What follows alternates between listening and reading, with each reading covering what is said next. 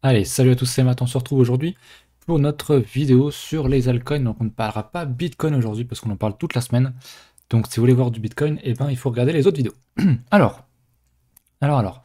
Aujourd'hui on va parler de la Bitcoin Dominance, on va parler de quelques alts que j'ai pris dans les commentaires. Donc le OMI ETC, Mithril qui a bien un peu, mais vous savez que c'est un coin que j'ai. Le Sia Coin et le GTO également. Et puis il y en aura peut-être d'autres aussi, si jamais j'en trouve. Donc voilà, on va commencer par faire un petit rappel pour les nouveaux. Souvenez-vous, lexique en description, accès gratuit, et je vais utiliser des termes que vous êtes susceptibles de ne pas comprendre, donc allez checker ça. C'est important, il y a également toute une documentation sur tout ce qui est stratégie de trading. On l'a fait ce doc là, donc à la main, et on l'a fait pour des débutants, donc c'est écrit dans un français simple. Donc voilà, déjà rien qu'avec ça, vous êtes déjà plutôt bien armé. Alors on y retourne sur la Bitcoin dominance, du coup, eh ben j'ai mal tracé mon Fibo, je crois. Faut que je le redescende un poil là. Ben, la Bitcoin dominance, ça bouge pas, hein. Concrètement, elle est toujours dans ce putain de range, d'ailleurs je vais peut-être me passer carrément en daily. On est encore dans ce vieux range tout foireux là. Hop, si je veux tracer ça salement, je le tracerai comme ça. Tant qu'on casse pas ça, eh ben, il n'y a pas d'information qui est donnée. Et ce qu'on veut voir, hein, c'est la Bitcoin dominance cassée par le bas pour confirmer à sa grosse structure qui est donc ce double top potentiel, hein. Si on casse ce niveau-là, on fera un nouveau plus bas. Donc c'est quand même très très bearish et donc très bullish pour nos altcoins. On voit, hein, qu'on a encore vraiment de la place en bas. Les alts bougent vraiment beaucoup, mais la Bitcoin dominance ne bouge pas. Ça montre pour moi qu'on a encore un très large potentiel sur les bitcoins, sur les altcoins, pardon. En termes d'alt season, on est encore pas mal.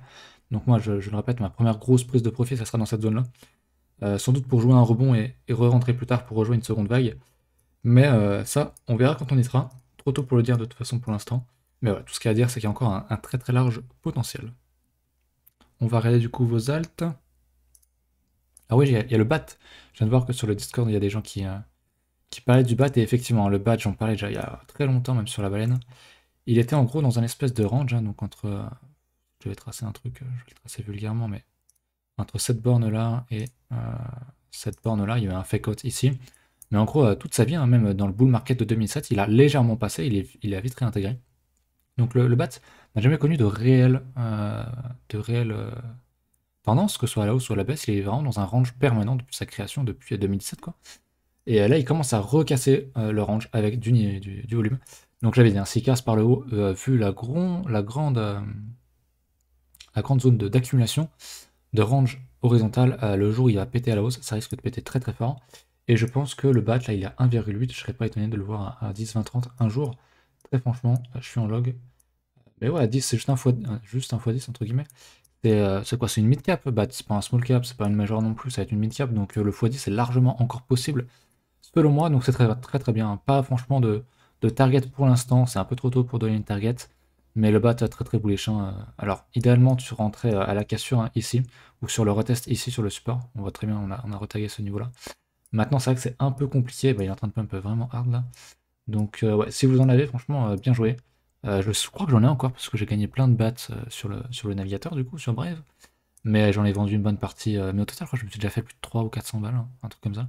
Je dois encore en avoir qui traînent, mais genre moins de 100 balles, donc pas ultra intéressant. Mais le Brave là, très très bien. Le BAT, pardon, le Brave c'est le navigateur. Le BAT, ce qu'il nous fait, c'est quand même très très bon. On va passer aux autres du coup. Donc le Omi, on me l'avait demandé sur Twitter, je crois. Le Omisego, on l'a pas sur CoinMarketCap. Omisego, tant pis, on va le prendre là. Dollar. Ok. Le top était là en 2017. Donc lui, compliqué d'acheter ça, hein. Quand je vois, il n'y a pas eu réellement de structure, on a vraiment fait un V-bottom. Derrière, petite consolidation, on renchaîne, consolidation, on renchaîne. Donc très très compliqué d'acheter ça sur du long terme pour moi. Honnêtement, j'aurais été incapable d'acheter ça. Parce qu'il n'y a pas de structure, parce qu'il n'y a rien en fait. Maintenant, c'est vrai que c'est un peu compliqué actuellement. Disons qu'il y a beaucoup plus de potentiel ailleurs. C'est-à-dire que là, on voit bien, ça c'est le bottom de mars, bottom Covid. Et il y a plein d'autres alts qui sont encore dans ces niveaux-là, tu vois, qui sont en train de rendre ou qui sont tout juste en train de casser leur gros niveau. Et le problème de Omisego, c'est qu'il a déjà bien cassé, tu vois. Alors après, hein, ça se fait, hein, jouer la tendance haussière, il n'y a aucun problème.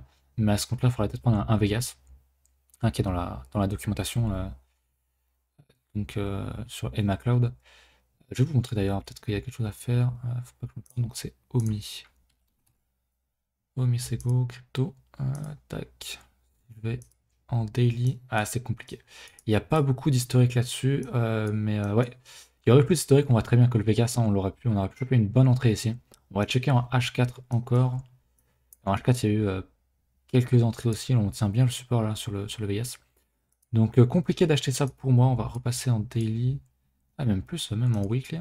Franchement, c'est bien ce qu'on fait. C'est-à-dire que si là, on revient retaguer les plus hauts, hein, si on revient refaire ça, on casse ce niveau-là, c'est achetable dans une logique de continuation de tendance, hein. On voit bien qu'on a une tasse avec une anse, si on casse par ceci, comme ça, donc par le haut, ça peut être achetable à la cassure. C'est un des rares trucs que je serais capable d'acheter à la cassure. Je suis pas vraiment un trader de breakout, c'est un peu démodé, j'ai envie de dire, mais dans ce cas-là, ça m'irait très bien. Donc pour en acheter, j'attendrai la cassure des 6,8 là. Et puis éventuellement, ça s'achèterait. Mais en l'état pour du long terme, c'est vrai que j'aurais préféré choper un niveau beaucoup plus bas, qui n'était malheureusement pas possible d'acheter pour ma part. ETC, ça fait très longtemps que j'en ai pas entendu parler. On parle beaucoup d'ETH évidemment. Ouais, bah l'ETC en fait, il a vraiment la gueule de EOS en fait. Donc voilà, ce que je disais tout à l'heure, hein, c'est que lui, il range, il range, il range, il range. Et il casse enfin ce gros range, ces gros niveaux là. Et c'est très bien ce qu'on fait. On a fait un retag des supports. Si je fais ça un peu plus proprement, je pourrais tracer un support ici. Je pourrais tracer peut-être un autre support par là. On voit bien qu'on a retagué ce niveau-là d'ailleurs. Je pense que je le mette plutôt sur ce niveau-là. On a retagué ce niveau-là, donc c'était une bonne entrée. C'est encore une bonne entrée long terme, hein, si tu es intéressé par ETC. Sur du long terme, franchement, je trouve ça très très correct. Il n'a pas encore complètement explosé. Il est encore sur des niveaux achetables et pas rien. Si tu casses ce niveau-là, donc les 16,16, hein, ça serait très très bullish. Je pense qu'on irait rechercher l'ATH en fait, tout simplement comme ETH, comme le ADA, comme LTC et compagnie, tout a vraiment la même structure. Et ETC est un peu en mode laggy par rapport aux autres majors. Donc très belle trouvaille ETC, j'aime beaucoup. J'aime beaucoup si vous cherchez des majors dans votre portefeuille. ETC peut être un bon truc. On a ensuite la crème de la crème, la meilleure alt au monde. Je plaisante. Mais le Mithril, puisque j'en avais parlé, bah moi j'avais acheté le TD9 ici, donc bah, le bottom en fait, quasiment, peu de choses près. Je suis en combien? Je suis en 1000%, je suis déjà en x10, putain.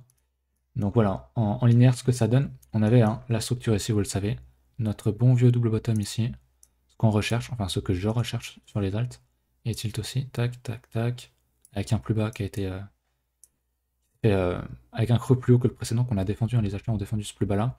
On a pris un beau double bottom, on casse avec du volume, on réintègre le support. Et Moon, derrière Moon, donc j'ai acheté... Ah, je vous dis une connerie, non, j'ai pas acheté ce TD9 là. J'ai dû acheter cette zone là de retest sur support, j'ai dû acheter cette belle bougie rouge moi.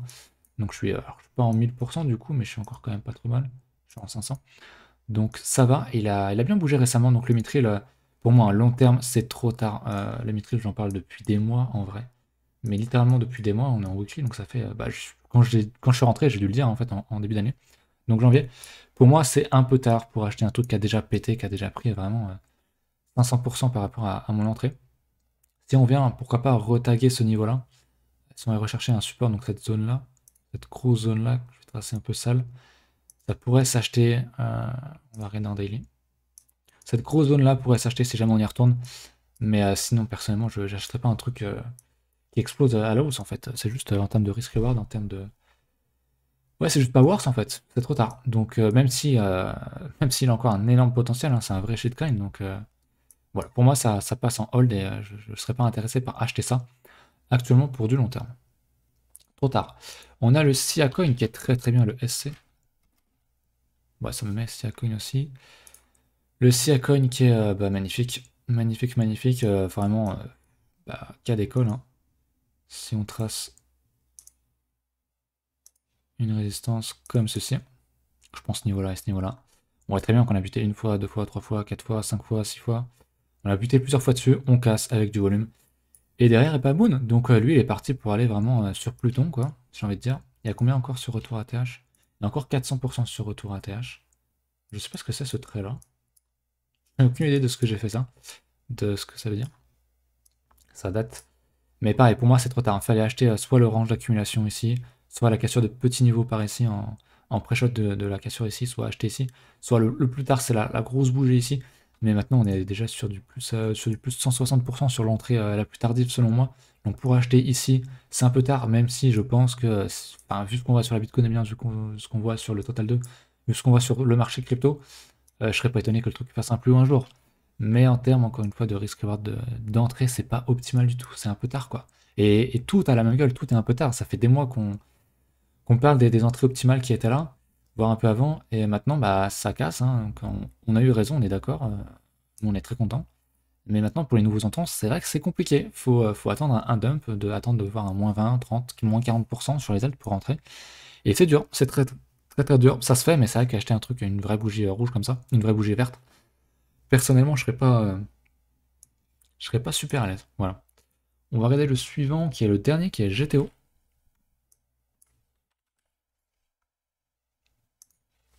Gifto, qui, voilà, bah, typiquement, un des rares trucs encore achetables, hein. On voit très bien, je vais passer à un simple niveau comme ça. Un niveau de résistance, on tape une fois, deux fois, trois fois, quatre fois, on y retourne pour la 5 ou 6e fois là. Si ça casse, let's go en fait. Si ça casse ça, bah ça, on a le même phénomène que l'autre coup. On a un peu une tasse avec Anse, sauf qu'en principe, ouais, elle est dégueulasse cette tasse avec Anse, vraiment. Mais en principe, surtout que c'est en tendance haussière. Mais si on casse ce niveau-là, enfin, je veux dire, on consolide sous résistance et il y a masse volume. Cette cassure-là s'achète. Encore une fois, je suis pas un trader de cassure, mais hey, c'est une structure qui est là depuis 2018. On est sur du weekly, on est à l'aube sans doute d'une alt season. Franchement, ça je l'achète. Si ça casse, ici on est sur du 2000% sur du retour ATH, au top de la bulle de 2017-2018. Donc ouais, franchement, ça c'est un des rares trucs, une vraie entrée d'ailleurs. Gifto qui est pas mal du tout. Franchement, j'aime beaucoup. C'est un des rares trucs qui est encore achetable selon moi, selon ma stratégie. Donc j'aime beaucoup, beaucoup, beaucoup. J'aime vraiment beaucoup cette structure-là. Je sais pas si c'est sur Binance ou quoi, parce qu'il y a l'air d'avoir quand même pas mal de mèches, donc ça va pas l'air très très liquide. Attention de ne pas miser la maison là-dessus.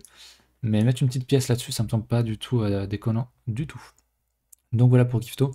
Très très bon. On va regarder vite fait mes alts personnels, à part le Mithril. Si jamais ça bouge. Le Zil, hein, typiquement, le Zil, bah, je l'avais acheté au niveau jaune ici. Je l'avais vendu par là, je l'ai revendu par là, je crois, pour aller sur d'autres alts. Mais voilà, typiquement, un truc comme ça, c'est compliqué de l'acheter. C'est vraiment compliqué de l'acheter. Donc là, tu regardes en daily.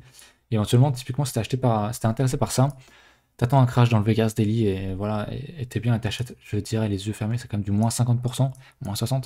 Je sais pas si on le fera un jour, on voit que ici il a tenu le cours à peu près. Maintenant, c'est vrai que c'est très très très très compliqué d'acheter un truc comme ça, sinon tu tentes le Vegas H4, hein, qui fait le taf, hein, qui a fait le taf ici, qui a fait le taf ici. C'est compliqué pour du long terme. Pour moi, un truc comme ça, c'est trop tard, hein, parce que du bottom au top, il y a 7000% en fait. C'est trop tard pour moi, même si les races doute plus haut. D'ailleurs, j'en ai plus de Zil, hein. Ce que j'ai là où j'ai une petite marque bleue, c'est que j'en ai plus. J'ai vendu pour aller sur autre chose. Qu'est-ce qui est intéressant? Il y a des trucs qui sont encore intéressants. Je crois que le WTC a cassé. Le WTC n'a pas encore cassé. Le WTC est encore achetable, hein, si on regarde la structure. Tac, encore une fois, petit W, on casse ce niveau-là. J'ai renforcé d'ailleurs ma position. J'avais acheté le TD9 ici. Ouais, c'est sur WTC où j'ai acheté le TD9. Je crois. Donc j'ai acheté ce niveau-là. Ou alors la cassure du petit W qui est là-dedans. J'ai renforcé ma position sur le retest du support, et puis derrière, voilà, on n'a pas encore recassé ce niveau-là, donc c'est encore un truc qui est encore potentiellement achetable, hein, ce genre de structure. Il y en a plus beaucoup sur les small caps, mais il y en a encore, faut chercher. Il y en a encore, sinon il y a le Bitcoin Diamond, je devrais pas en parler parce que c'est vraiment le shitcoin ultime. Je le prends, j'en ai pris, vous le savez, c'est ma position, j'ai mis le moins dessus. J'ai mis 2,5% de base de mon capital là-dessus, parce que pareil, hein, structure, on a fait un W. Je l'ai pré-shot, hein, j'ai dû acheter le TD9 ici aussi. Il y a des gros pics de volume, j'aime beaucoup voir ce genre de choses. Même si c'est le pire shitcoin, même si c'est un scam, hein, je le dis ouvertement, pour moi c'est un scam, Bitcoin Diamond, c'est un fork de Bitcoin qui n'a pour utilité que de gagner de l'argent et rien d'autre, hein, pour les créateurs. Et ça s'arrête là en fait. C'était à l'époque dans le bull run de 2017, où il y avait plein de forks de Bitcoin. Je sais pas si on va encore connaître ce phénomène-là. Ça m'étonnerait pas, mais la structure est nice, hein, vraiment le support, enfin la résistance, on l'a cassé, maintenant devenu support, elle tient. Si on casse ce niveau-là, donc les 1,4, même 1,7 si on veut prendre le plus haut, si on casse ça derrière, c'est hop, on se dirige sur le suivant et c'est 1000%. Après en linéaire, voilà quoi. En linéaire, le truc fait vraiment scam mort quoi. Mais c'est les cryptos, c'est totalement volatile et totalement manipulé, donc je serais pas étonné de voir le truc revenir un jour au niveau des 100 ici, revenir chercher ses plus hauts. Faire un plus haut, je sais pas honnêtement, parce que niveau fondamental, je suis pas très fonda, vous le savez. Mais là, c'est vraiment du vent, c'est du vide, il y a absolument rien, je vais dire. Mais il y a du volume, donc ça accumule. Et si les gros accumulent, je vais en être. Juste par principe, et si on revient sur ce niveau de clôture, il y a du 9500%. Donc est-ce que je suis prêt à perdre 2,5% de mon capital pour prendre potentiellement 9500%? Bah oui, totalement. Donc le Bitcoin Diamond, franchement, c'est pas un truc que je recommande, mais dans une diversification de capital, si tu veux foutre un 1% en mode casino, c'est un de ces trucs qui peut être intéressant. Donc voilà, écoutez, la vidéo est assez longue, on est à 15 minutes.